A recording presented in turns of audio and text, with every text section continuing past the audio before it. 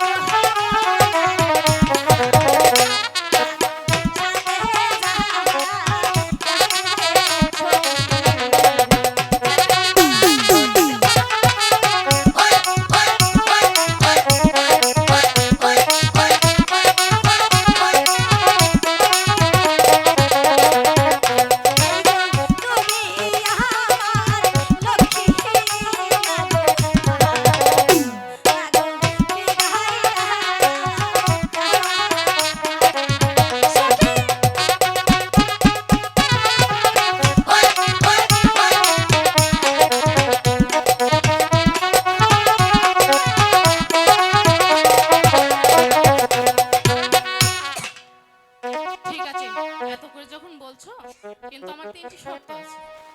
কি শর্ত মা?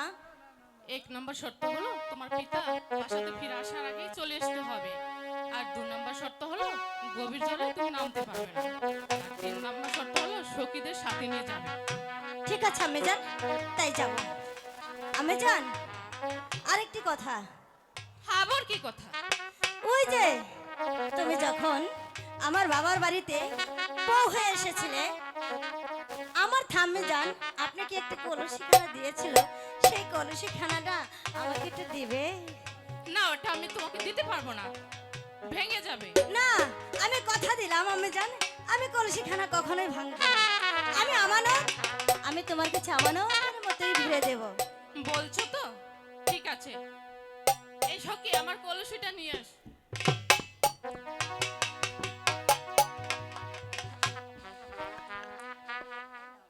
এই নাও কলসি। ঠিক আছে আম্মা জান, তাহলে এবার আসুন। ঠিক আছে, আমি আসি। সখী, বলো সখী। এবার আমরা মন